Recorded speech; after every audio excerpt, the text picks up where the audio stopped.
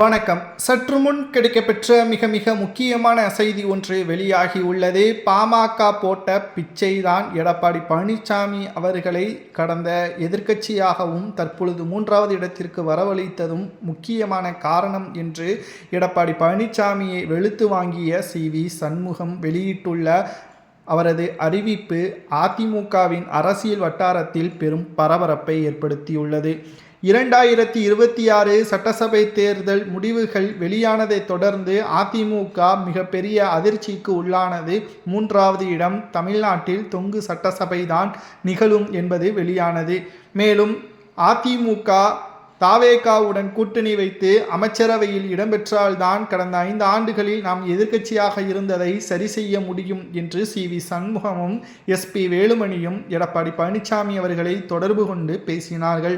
ஆனால் முதல்வராக விஜய் அவர்கள் வருவதை நான் ஏற்றுக்கொள்ள முடியாது, நான் ஆதரவை கொடுக்க முடியாது என்று எடப்பாடி திட்டவட்டமாக மறுத்துவிட்டார்.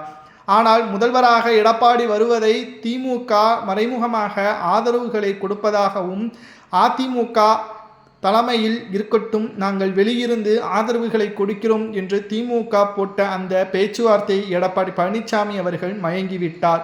ஆனால் உண்மையான அதிமுகவின் ஒவ்வொரு தொண்டர்களும் அதை ஏற்றுக்கொள்ள மாட்டோம். எம்ஜிஆர் அவர்கள் திமுகவை எதிர்த்து மக்களுக்கு நன்மை செய்ய வேண்டும் என்பதற்காக மட்டும்தான் அதிமுக தொடங்கப்பட்டது. ஆனால் அதை தலைகீழாக எடப்பாடி மாற்ற நினைத்தால் நாங்கள் எப்படி சும்மா விடுவோம்? அதிமுக ஒருபோதும் திமுகவின் கையை பிடித்து வளராது, வளரவும் கூடாது, வளரவும் முடியாது. அதை எடப்பாடி உறுதி செய்யக்கூடிய நிகழ்வுகளை நாங்கள் எதிர்த்தோம். இதுதான் எங்களது பிரச்சனை. தற்பொழுது சட்டப்பேரவையில் முதல்வராக விஜய் நீடிக்கலாம் என்று கூறியது எங்களை தேர்வு செய்த மக்கள். முதல்வராக விஜய் தான் வர வேண்டும் என்று பெரும்பான்மையான மக்கள் கொடுத்த அந்த தீர்ப்பை கட்டுப்பட்டு தான் நாங்கள் வாக்குகளை சட்டப்பேரவையில் கொடுத்தோம். அது எடப்பாடிக்கு பிடிக்கவில்லை என்றால் நாங்கள் அதற்கான மன்னிப்புகளையும் கேட்டுவிட்டோம். ஆனால் இப்பொழுது வரை எங்களது மாவட்ட செயலாளர் பதவியை எடப்பாடி பழனிசாமி அவர்கள் திருப்பி தரவில்லை. இப்பேற்பட்ட ஒரு சூழலில்தான் அதிமுகவிலிருந்து விலகுவதாகவோ அல்லது தாவேகாவில் இணைவதாகவோ எந்த ஒரு அறிவிப்பையும் வெளியிடாமல் சி.வி. சண்முகமும் விஜயபாஸ்கரும் இருக்கிறார்கள்.